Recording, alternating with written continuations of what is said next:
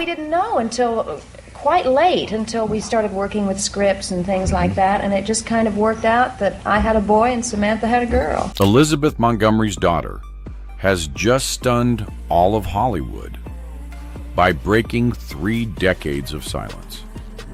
My mother betrayed everyone, her husband, her father, and even the angelic image the world worshipped. She believed magic could make people forget the truth. Those words fell like a curse. Because Elizabeth was not only Samantha the witch from Bewitched, but also an icon of beauty, grace, and the smile that once enchanted America. Yet behind that glamour lay a life woven with cracks, a daughter rejected by her father, a wife who betrayed, and a woman who truly believed that magic could change fate. So why did it take 30 years after her death for Elizabeth's daughter to finally speak the truth? What made the family keep that story hidden for nearly half a century? Was it fear? Or because they too believed that the bewitched curse might be real? Let's go back to 1951 when 18-year-old Elizabeth Montgomery stood before the gates of Hollywood and declared, "I will write the magic of my own life." But no one knew that this very sentence would mark the beginning of a lifelong tragedy. New York winter of 1951. The wind whistled through the long streets, and in a red brick house on East 60th Street, 18-year-old Elizabeth Montgomery stood before the biggest decision of her life. She had just signed her enrollment papers for the American Academy of Dramatic Arts, the very school her father, the famous actor Robert Montgomery, had sworn his daughter would never set foot in. Robert was a star of Hollywood's golden age, a sophisticated, confident, and arrogant man whose every word became law. In the family mansion in Beverly Hills, everything was arranged to perfection, cold and immaculate. Dinner was a ritual. Elizabeth had to sit straight, never speak unless spoken to, and was absolutely forbidden to mention the words acting or film. He often repeated the same line, his voice calm but filled with disdain. Hollywood is no place for a decent woman. To Robert, art was the world of pretenders, and he would never let his daughter become one of them. Yet inside that strict household, Elizabeth's passion burned quietly, dangerous, and unstoppable. From a young age, she had loved following her father to film sets. She loved the way light reflected on the actors' faces, the hum of the camera, like the heartbeat of another world, a world where people could live many lives within minutes.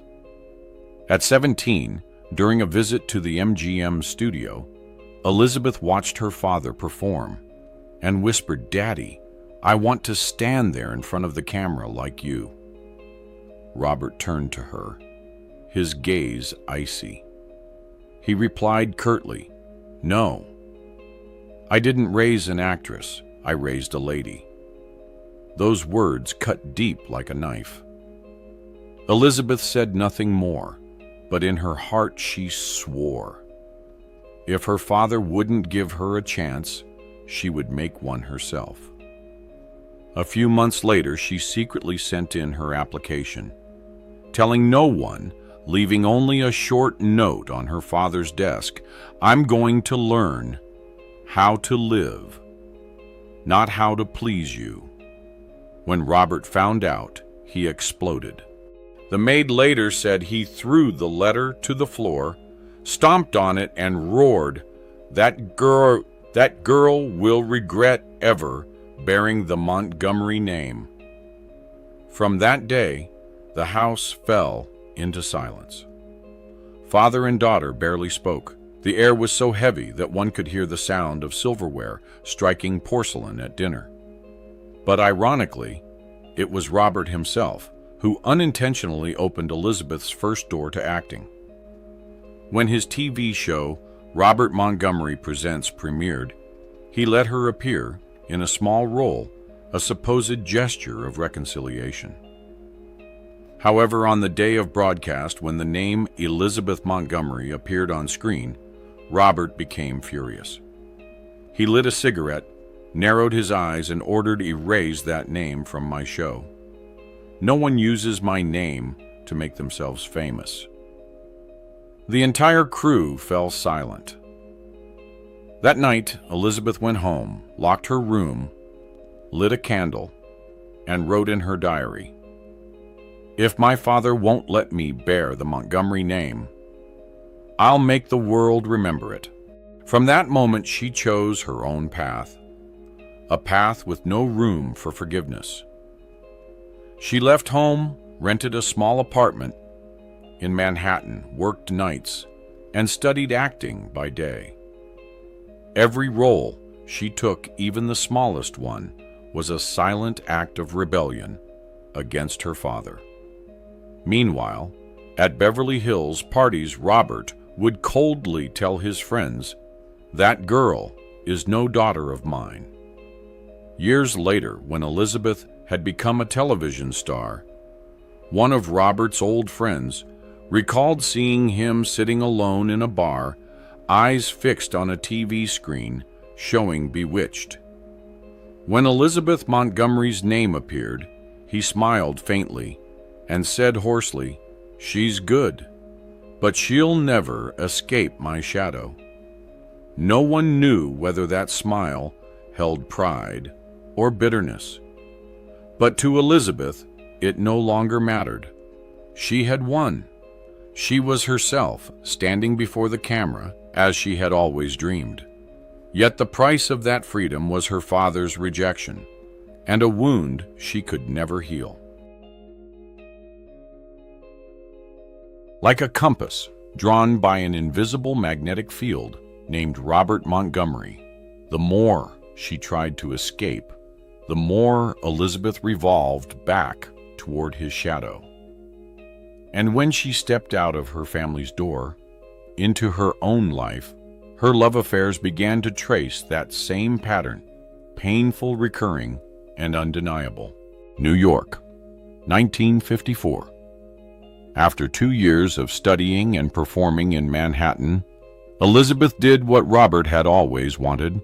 She married Frederick Gallatin Kemen, a young, wealthy businessman, the perfect gentleman by Montgomery standards.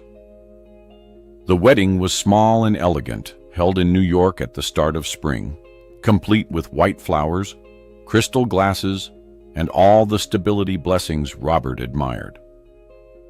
It seemed Elizabeth had compromised, but just a few months later the wedding dress hung untouched in the closet, and she stood in the apartment overlooking the Hudson River, realizing she had become someone's wife, not Elizabeth. Frederick was kind, polite, and attentive, but he wanted her to step back, leave the stage, and become a pleasant painting in an Upper East Side living room. By autumn, the marriage ended as neatly as it began. Elizabeth left New York with a sharp lesson. Love is never enough if the other person cannot accept your dreams. Los Angeles, 1956. On the West Coast, Hollywood lights burst like fireworks on the 4th of July, and Elizabeth fell into the arms of Gig Young, a famous actor, handsome, charming, dangerous. He had something she couldn't explain: power. That power, she would later realize, was the echo of her father. Hollywood whispered that at a Beverly Hills party in 1956, Robert coldly declared before a crowd, "She's no longer my daughter."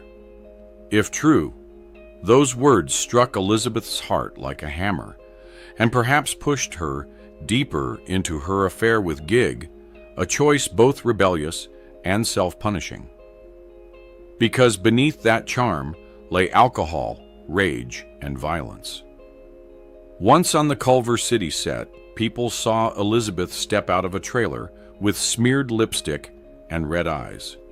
Gig, with an icy smile, muttered through his teeth that she was too sensitive to be an actress.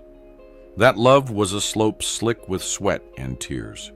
When it ended, Elizabeth emerged like a survivor of a wreck, breathing, but with a shard of glass in her chest that could never be removed. 1963. Malibu Sunset Gower Studios. Then came William Asher, rising like the sun over the ocean. He wasn't just a talented director. He understood Elizabeth, her rhythm on set, the fear behind her eyes, the way she built her characters from invisible details. They fell in love through their work, and their work bloomed into an American television monument, Bewitched, 1964. Los Angeles in the mid-1960s was an improvisational jazz tune, vibrant, floating, unpredictable. Elizabeth's Samantha twitched her nose on screen. And in real life, she and William had children, a family, and a television empire built around them. People said that on stage 5, the studio felt like a house with a warm kitchen. Elizabeth was pregnant. The scripts cleverly carried her real belly through humorous episodes, and William stood behind the monitor, smiling every time she caught the rhythm of the audience. It was the most beautiful time in Elizabeth's life, but also the moment when the Montgomery loop quietly began. Because William was not only her soulmate, he was also her metronome and sometimes her controller. He was brilliant, logical, and decisive.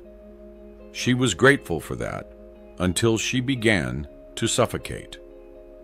Inside, William was a refined replica of Robert, a certainty in himself so strong it consumed others without realizing it. When love gave way to production schedules, they began to miss each other. A compliment swallowed in the hallway, a hand reaching out on stage, but not met. Beverly Hills, late 1960s. Long parties, late-night phone calls, and whispers of William's infidelity slipped through the doors like midnight wind. Elizabeth said nothing, but in her diary, she wrote a single dry line. "I like a man who pauses to hear himself breathe." At the edge, when the cracks had turned to fractures, Elizabeth sought a new rhythm beside Richard Michaels, the young director of Bewitched's 8th season. In Richard, she found the gaze of someone who truly listened, not to a star, but to a woman. They began a secret affair, and the price came swiftly, like a clean cut on the Columbia Screen Gems lot in 1972. Whispers turned into noise. When the secret went public, it burned through every remaining thread, connecting the cast, the crew, and the couple at the center of the storm. Bewitched ended abruptly in its 8th season, as if someone had flipped a switch mid-laughter. People called it the chain of betrayals. William betrayed first, Elizabeth later. And she, in a helpless instant, saw herself repeating what she had once despised in her father, hurting others while believing she was right. Guilt has a lingering scent, and it followed Elizabeth for years after. 1973 and 1980s, learning to breathe again. When the studio lights went out, Elizabeth left behind the parties, the empty praise, the cold touches. And then she met Robert Foxworth. Not lightning, but a lake. Not dominance, but presence. In Encino, and later in Beverly Hills, they lived an ordinary enough life for Elizabeth to realize what she had never truly known: peace. Foxworth didn't try to fix her or to set the tempo for her. He simply stood beside her so she could find balance on her own. If William was a refined mirror of Robert Fauntleroy, was the reflection of peace she had searched for her whole life.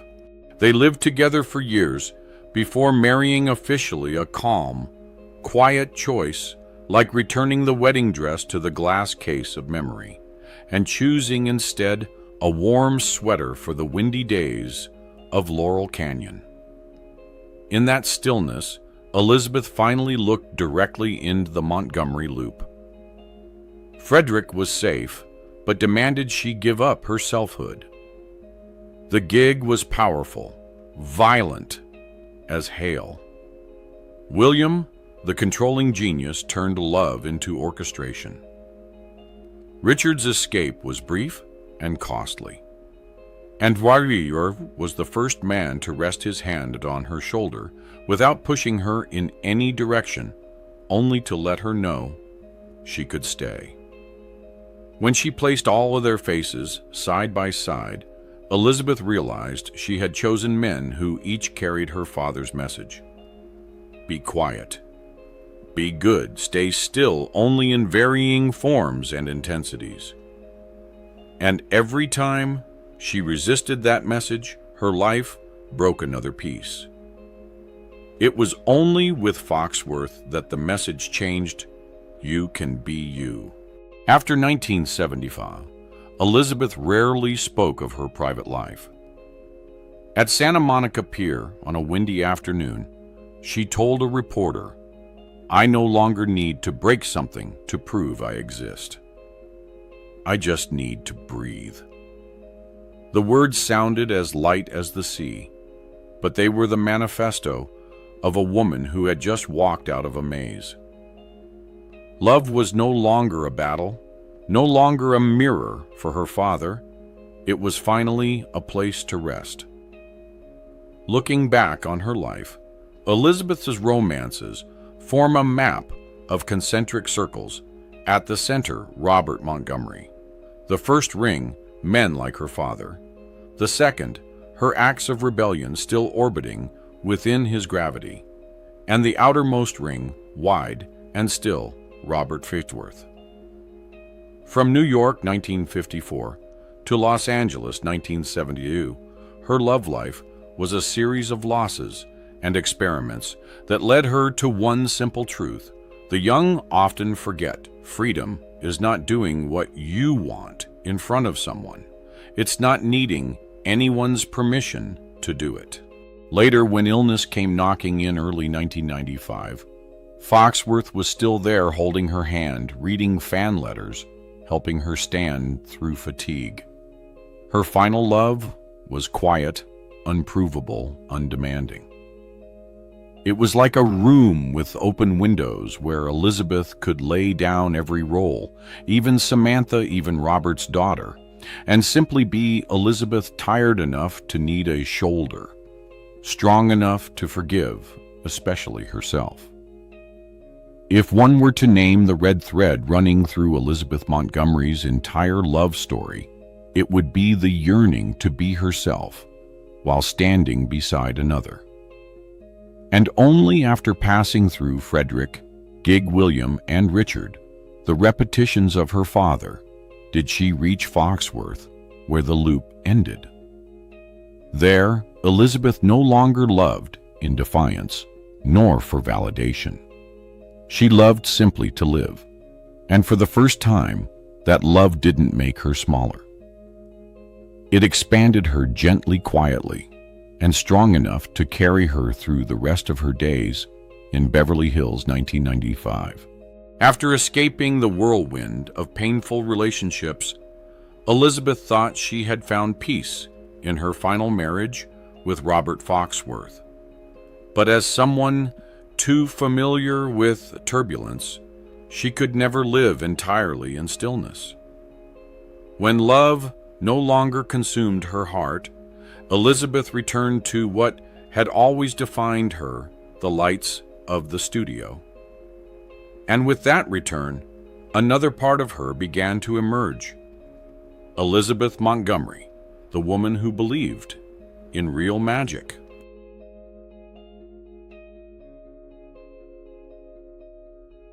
On-screen Samantha, the character in Bewitched, only needed a twitch of her nose to change the world around her. But off-screen Elizabeth Montgomery believed there were invisible forces more powerful than talent or scripts, energies she felt she had inherited. Los Angeles, 1966. When Bewitched was at its peak, no one on set doubted that Elizabeth had become the soul of the studio. Every morning before filming began, she arrived earlier than everyone else. People said she always carried a small stone in her pocket, a charm she called the energy charm, brought from a small village in Massachusetts, the same region once home to the Salem witch trials. She believed the stone kept a positive energy frequency around her, helping each shoot run smoothly. Her co-star, Agnes Moorehead, who played Samantha's mother, once said, "Before every scene, Elizabeth wouldn't talk to anyone. She'd just sit still, hands on her knees, eyes closed, murmuring something softly. When she opened her eyes, she seemed like a different person, lighter, brighter, but also further away." Rumors spread quickly. A lighting technician said that one night, after everyone had left, he returned to turn off the lights and saw Elizabeth alone in the dressing room, candlelight flickering her lips, whispering what sounded like an incantation. When asked, she just smiled and said it was a little ritual to send good energy for tomorrow. To some, it was merely an odd habit. But in Hollywood, where every mystery can turn into scandal, it was quickly blown up.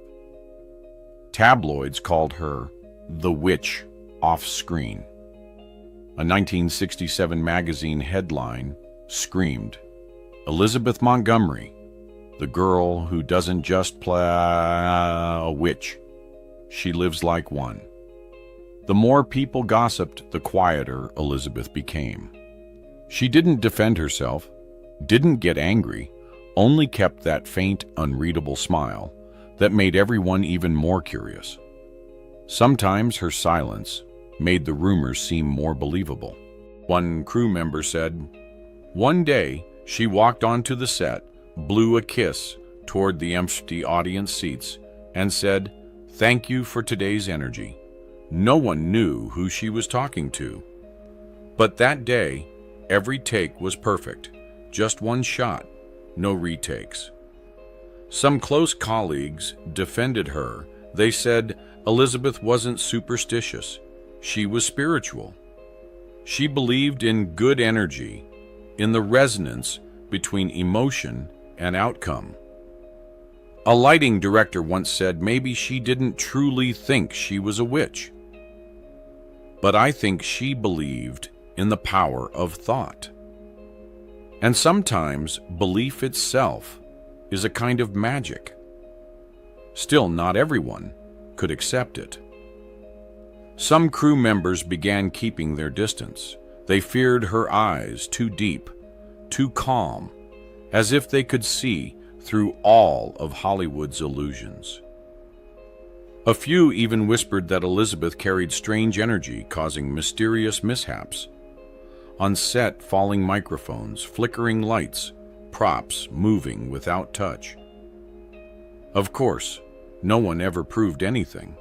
But in an industry where coincidence easily becomes omen, the name Elizabeth Montgomery, the real-life witch, spread like legend.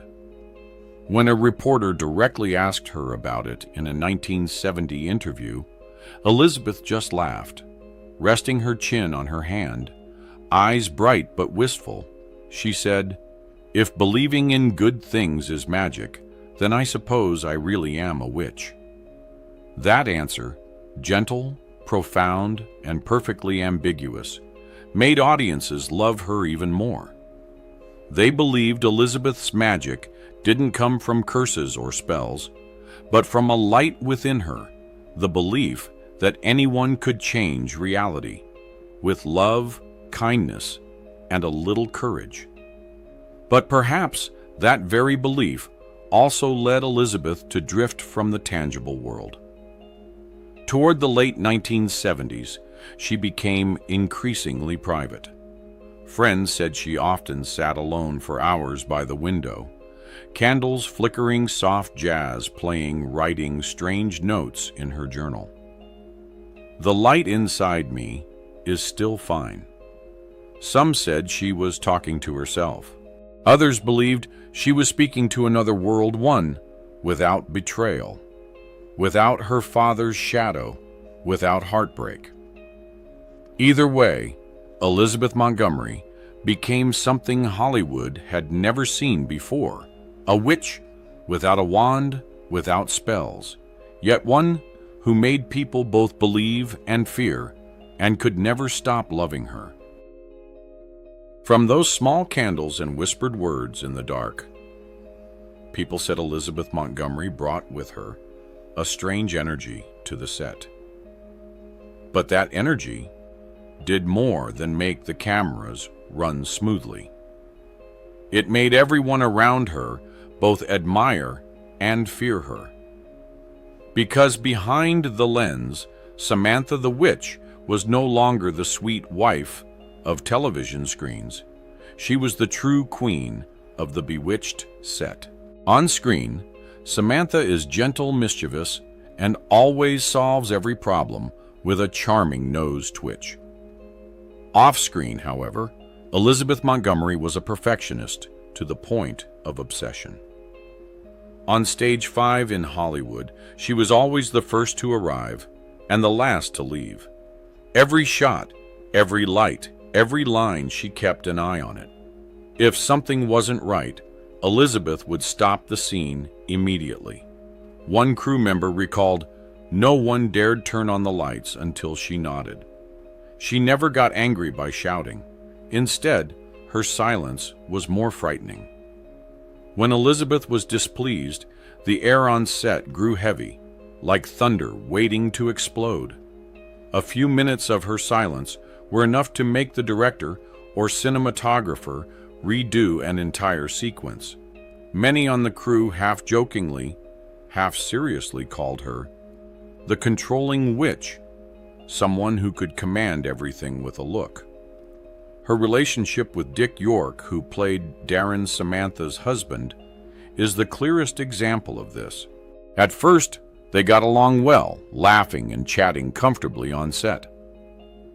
But as Bewitched grew more popular, the workload increased, and Dick began having health problems. The atmosphere between them gradually turned tense. Elizabeth, strict by nature, demanded every scene be perfect, while Dick, with a chronic back injury from an earlier set accident, often had to stop to rest midway.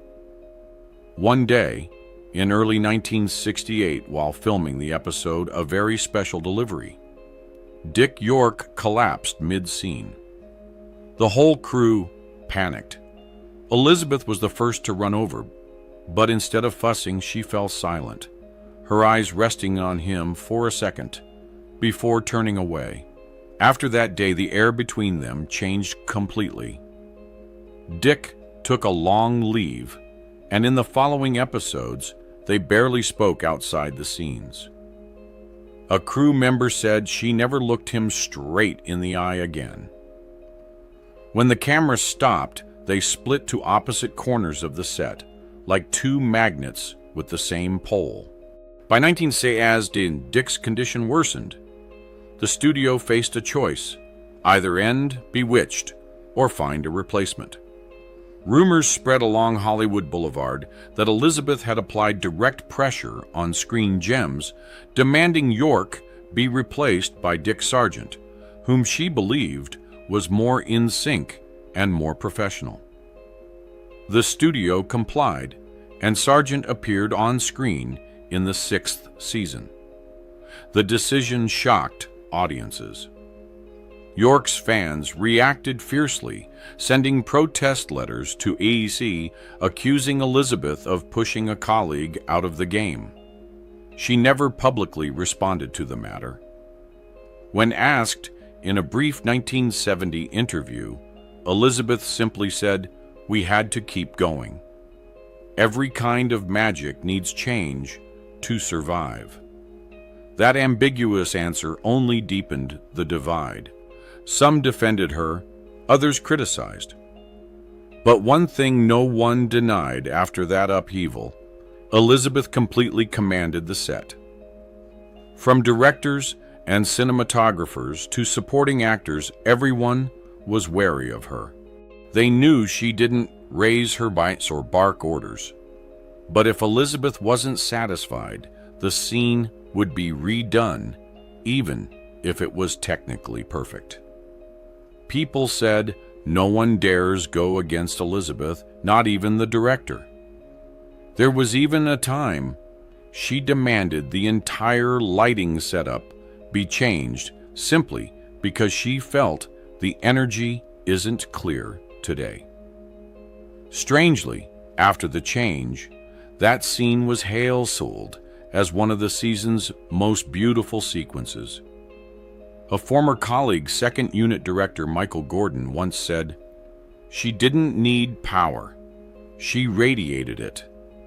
But that very force also made Elizabeth lonely.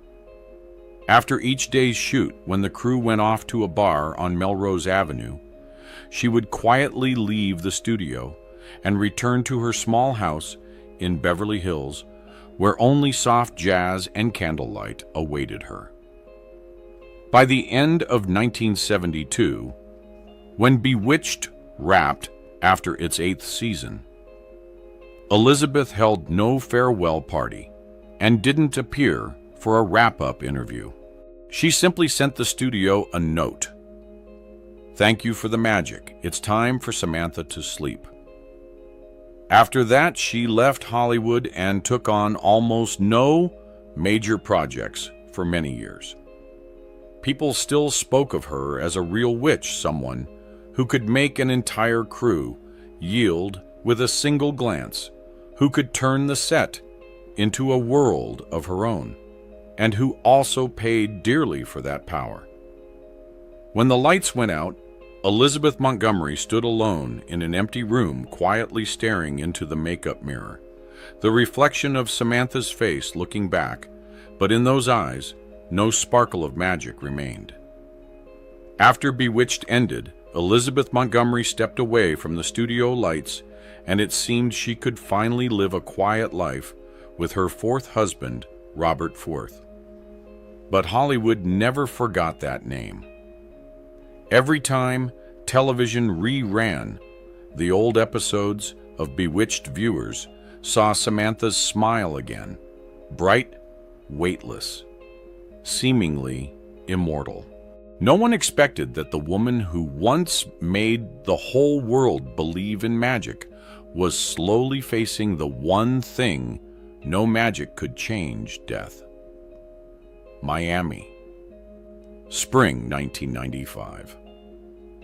Elizabeth was 62, filming the TV movie Deadline for Murder from the files of Edna Buchanan. In the sweltering noon heat, she felt unwell. She thought it was just a weather-related flu. "I'm fine," she told Foxworth over the phone, her voice as calm as ever. But to her colleagues, Elizabeth looked different: pale skin, short breaths, and a light in her eyes that seemed to be dimming. Back in Los Angeles, Foxworth persuaded her to go to Cedars-Sinai, the hospital that had treated many Hollywood stars. The results stunned the doctor's late-stage colorectal cancer cells, already metastasized to the liver. The news struck like lightning. After hearing it, Elizabeth sat in silence, clutching her robe. She asked only one question: "How long do I have?" The doctor didn't answer. But Elizabeth understood, and she chose a path only someone who believed in the magic of freedom could choose. She refused to be hospitalized. She said, "I don't want to die under the cold lights of a hospital. I want to see candlelight, hear music, and smell the wood of my house." A few days later, Elizabeth returned to her small Beverly Hills home, where she had planted jasmine and kept an old piano by the window. Robert Foxworth stayed by her side every night, holding her hand and reading letters from fans around the world. In those final days, she did something no one knew about until later. Foxworth recalled in a rare interview, "One evening, I walked into the room and saw her burning something in the fireplace. They were old letters, dozens, hundreds, all in her father, Robert Montgomery's, handwriting." Elizabeth didn't explain. She only smiled sadly. She kept a single photograph of the two of them taken in 1940 when she was 7. In it, little Elizabeth hugs her father, beaming. "It's the only photo where he ever looked at me. Gently," she whispered. Then she tucked the photo into the last page of her diary, where she had written, "Father never believed in magic. But I do, even if it's only to keep him in my heart."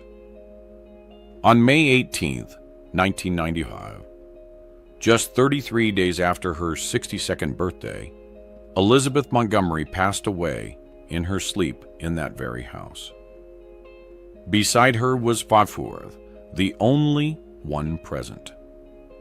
No breathing tubes, no machine lights, only the scent of candles and the jazz she loved. News of her death spread across America. The press called it the passing of television's last classic witch. But soon after the funeral, strange stories began to appear. Within less than 10 years, a string of actors who had appeared on Bewitched, from Alice Pierce, Gladys Kravitz to Dick York, and Paul Lynde also died in middle age, most from illness or accident. Hollywood tabloids quickly spun a legend, the Bewitched curse. People said that Stage 5, after it was left unused, would have lights flickering at night.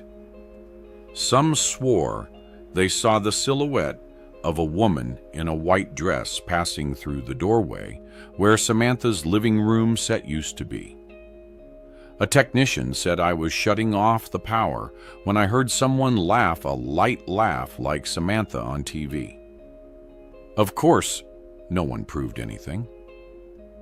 But the rumors spread so fast that Screen Gems had to hire security for the lot. A Los Angeles Times reporter once wrote, "Perhaps they themselves invented the curse, for in Hollywood, nothing is more immortal than an unsolved legend." To those close to her, the curse wasn't supernatural. They said Elizabeth's death was simply the closing of a soul that had lived too intensely, a woman who always believed she could control everything until she realized there is one force even Samantha could not subdue: human finitude. Her funeral was held quietly at the Cannon Theater in Beverly Hills. Herbie Hancock played the piece Elizabeth loved, and Robert Foxworth read the final lines from her journal. "If magic exists, it lives in human kindness, where love has never truly died." More than 3 decades have passed. Bewitched still airs on television. And every time Samantha twitches her nose, people remember Elizabeth Montgomery, the woman who made the world believe in magic, then left us to prove that every magic has its own shadow. Hollywood media still repeat a line that spread after her funeral, like a sad incantation. Anyone who ever stepped onto the Bewitched set carries with them a piece of its magic and its darkness. 30 years have passed since Elizabeth Montgomery's death, but only now has her daughter, Rebecca Asher, dared to confirm what Hollywood whispered for decades. My mother betrayed, loved, believed, and feared. But above all, she just wanted to be loved as an ordinary human being. That sentence, seemingly simple, was in fact the answer to everything. Behind the title of the Bewitched Witch, behind the roles, the rumors, and the spotlight, Elizabeth Montgomery was at her core just a woman searching for love, a love she never fully felt in her lifetime. Elizabeth Montgomery, whom audiences remember for her kind smile and bright eyes, was in reality a soul full of contradictions. Though she appeared calm on the outside, inside she raged an undercurrent, compassionate, yet lonely strong, yet afraid of being bound. Friends said Elizabeth was always the first to extend a helping hand to young actors, giving them chances, advice, and sometimes even money. Yet she was also the one who maintained an invisible distance from everyone, never letting anyone get too close to her private world. Her close friend, screenwriter Susan Harris, once said she had real magic, not from her nose twitch, but from her eyes. That look made you feel both seen and kept outside at the same time. In her later years, Elizabeth gradually withdrew from the set. She spent more time on social causes, joining children's charities, speaking out against the Vietnam War, and supporting the women's equality movement. Many believed it was her way of atoning for the past, for her conservative father, who once believed women were born only to stand behind men. Elizabeth once said in a 1989 interview, "I can't change what my father taught, but I can live by what he feared most, freedom." In her twilight years, she lived quietly in her Beverly Hills home with Robert Frisworth. That small house was filled with light candle scent and calm, but still held one thing: Elizabeth never truly let go of the shadow of her father. In 2025, during an exhibition commemorating the 30th anniversary of Elizabeth Montgomery's passing, her family unveiled something no one had ever seen before. A letter never sent, found in an old diary, placed beside a photograph of father and daughter, taken in 1940, the same photo she had kept during her final days. The letter read, "Dearest Father, it took me many years to understand why you never told me I was good, why you feared that I was like you. Now, I understand. Neither of us knew how to love without hurting. I forgive you. Perhaps I am more like you than I thought." Rebecca Asher, her daughter, read the letter aloud on camera during the memorial. Her voice trembled, but her eyes held pride. "My mother was not just an actress. She was the one who taught me that real magic doesn't live in a twitching nose, but in the courage to forgive even your own past." The room fell completely silent. Outside, a soft breeze brushed the old Bewitched posters, making Samantha's image seem to smile. 30 years later, Elizabeth Montgomery was still there, the woman who made the world believe in magic, but who never gained the one spell she longed for: to be loved by her father as his daughter. And perhaps that her small but eternally unfulfilled longing, was what made her the witch of the heart, the woman who, even after leaving this world, still makes people believe that within each of us there remains a little bit of magic, if only we know how to love and forgive. 30 years after Elizabeth Montgomery's death, her story still isn't over. Like Samantha's legendary nose twitch, just the name Elizabeth is enough to make people remember a golden age of television, of faith, and of tenderness tinged with shadow. That legend is not merely the story of a star, but a reminder to us all, behind every bit of magic lies a heart that has known pain. Elizabeth Montgomery was not only the bewitched witch, she was a woman who lived, loved, erred, and forgave in the most human way possible. And if any magic truly remains after 3 decades, it is the kind she left behind, the kind that makes us believe that kindness and courage can still soften every sorrow. If this story touches a corner of your heart, leave a comment below. Don't forget to like, subscribe, and turn on notifications to join us as we continue uncovering the secrets, the tragedies, and the remnants of magic left behind the lights of Hollywood.